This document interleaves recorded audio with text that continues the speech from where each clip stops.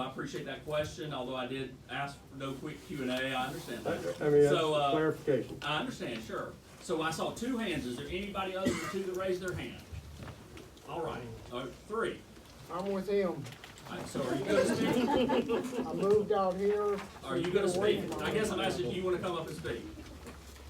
Are you going to come up and speak? Yeah. Okay. Then y'all each have about 3 minutes, and Yeah, ma'am, if don't you want take to that come up long. first. Or you can come ahead, state your name, your address with your resident city of Hoschton. You'll have 3 minutes.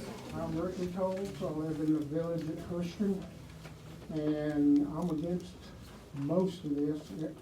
Well, actually all of it, because what you're gonna do between you and Brazelton with all the houses they're gonna build, 53 is going to be a 20-mile parking lot.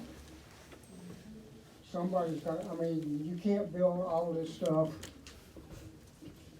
and run it down 2-lane roads every way you go. And that's exactly what we're doing. You can't really extend that road that way. You got too many big businesses there. It's time to be realistic. It's not gonna happen. If you're gonna do it, take it somewhere where there's not gonna be total congestion. And I'd like to have somebody tell me how they're gonna make this a 4-lane road or 5-lane road without tearing down downtown Hoschton. I'm putting that in your hands. Answer it. But has anybody even thought about I that? think you must not have been here when I went over the rules. As I stated, if you have questions, please pose them, and they can answer it when it's their time to speak. But when you come up to give your comments, please give comments. If you have questions, ask them, but we're not gonna get in a Q&A session. That's it then. All right? I mean, it's a done deal anyway. All right. Next person, if you wanna come up, you'll have 3 minutes.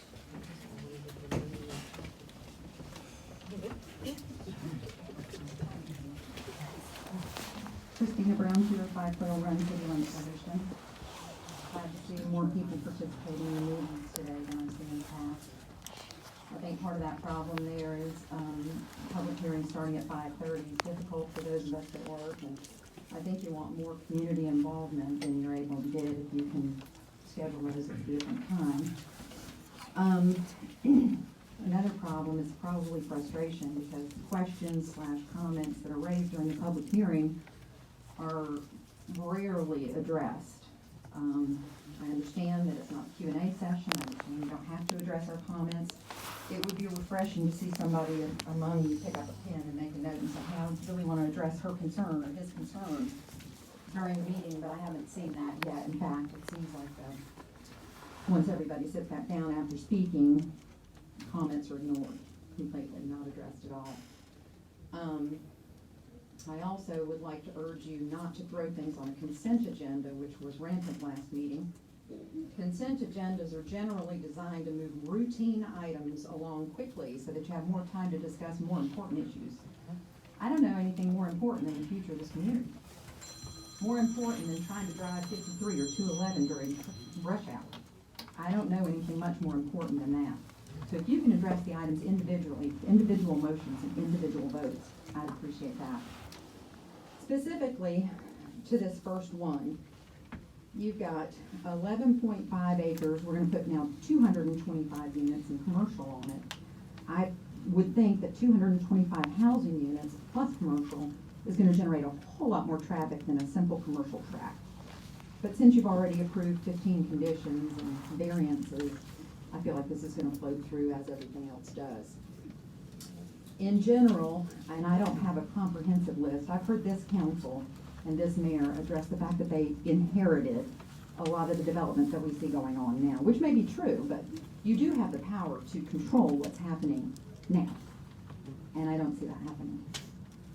For example, we know there's 3,000 houses going on Crestwind, Twin Lakes. Crestwind straight out on the Peachtree, which is where I live. 300 units, Town Center Parkway. You probably inherited those as well, but I happen to try to make a left off of Peachtree onto 53 every morning, and then I make a right through Town Center as a shortcut so I don't have to go up. And that's just getting worse and worse. And then, maybe I should wait until item 2, the public entrance dumping onto Peachtree? Holy smoke. Newly rezoned and soon-to-be-developed commercial center right there at that intersection. We did that last meeting. Well, you did that last meeting. The old bank property being developed currently now. Winder's also developing as hard and as fast as they can too. Now, I don't know if you have to drive during rush hour. I only own 1 acre in the city of Hoschton. I don't own a business. I'm not a realtor. I'm not a big landowner. But I'm finding that I'm gonna have to leave the area in the next 10 years or so. The home that I built with my husband, literally with our own hands, we put in all those windows and everything. I see city taxes coming and I can barely get to work. And I don't see any slowing to this. So again, just to try to come back and rein myself in, item number 1. You've got about 30 seconds. Fine. 225 housing units and commercial space is gonna generate more traffic. There's no plans to widen 211, even the actual work. No plans to widen 53, and no traffic control plans down there at Peachtree and 53. We're creating a mess. Mr. Butler?